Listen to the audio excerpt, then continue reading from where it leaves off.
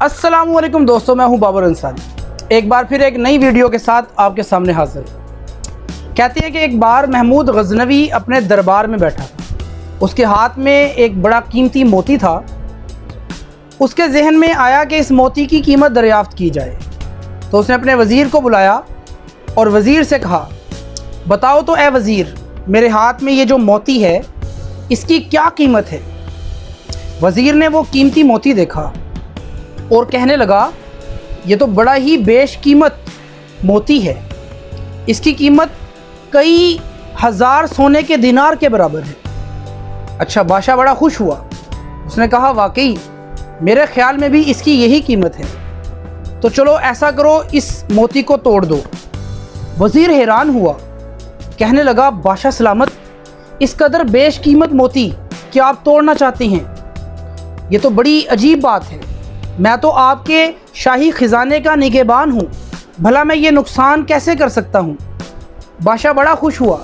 उसने कहा, वाकई तुम मेरे बड़े ही फरमाबरदार हो और बड़े ही खैर खा हो। बादशाह ने जब उसकी तारीफ़ की तो सारे लोगों ने दरबार में देखा।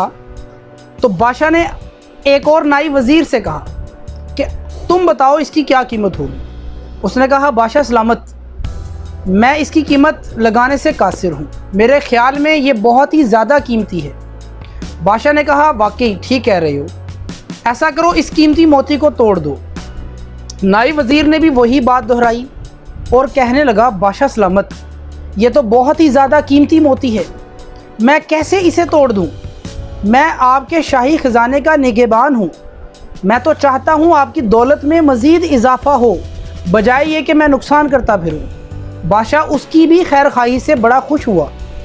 फिर उसने अपने दरबार के अमीरुल अमीर को कहा, जो अमीरों का भी अमीर था, अमीरुल उमरा, उसको बुलाया और कहा, बताओ तुम इस मोती की क्या कीमत होगी। उसने भी यही कहा कि बादशाह सलामत, ये तो बहुत ही ज़्यादा कीमती मोती है। बादशाह ने कहा, चलो ऐसा करो, तुम इसे तोड़ दो। उस अमीर ने भी यही बात दोहराई, बादशाह सलामत, भला ये अजीब बात है कि हम आपका नुकसान करते फिरें, ऐसा नहीं होना चाहिए।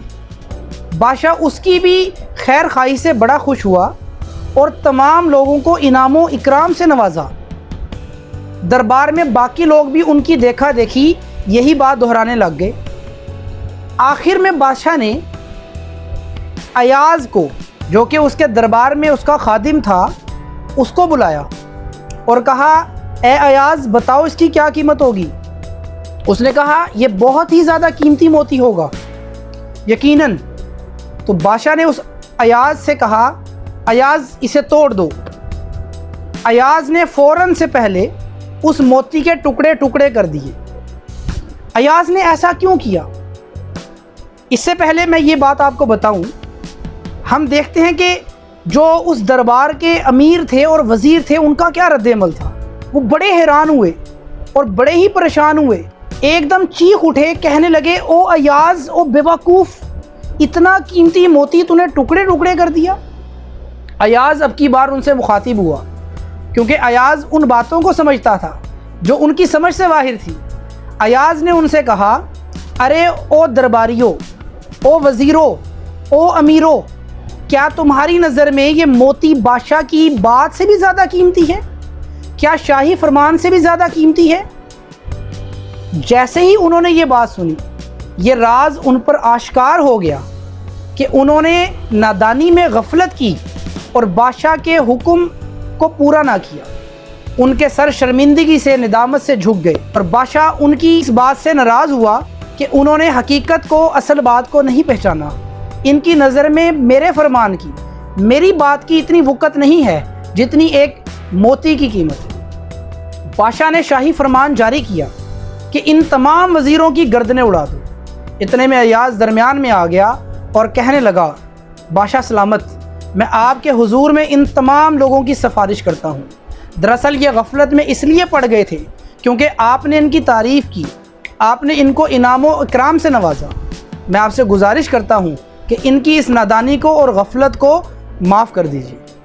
ये हिकायत मौलाना रूमी की किताब हिकायत रूमी से पेश की गई है और मौलाना रूमी یہ حکایت پیش کر کے اصل میں ہمیں یہ سبق دے رہی ہیں کہ اسی طرح ہم بھی اللہ تعالیٰ کے فرمان کو نظر انداز کر کے دنیا میں غفلتوں میں پڑ جاتے ہیں۔ بہت شکریہ، اللہ تعالیٰ ہمیں سمجھنے کی توفیق عطا فرمائے۔ السلام علیکم۔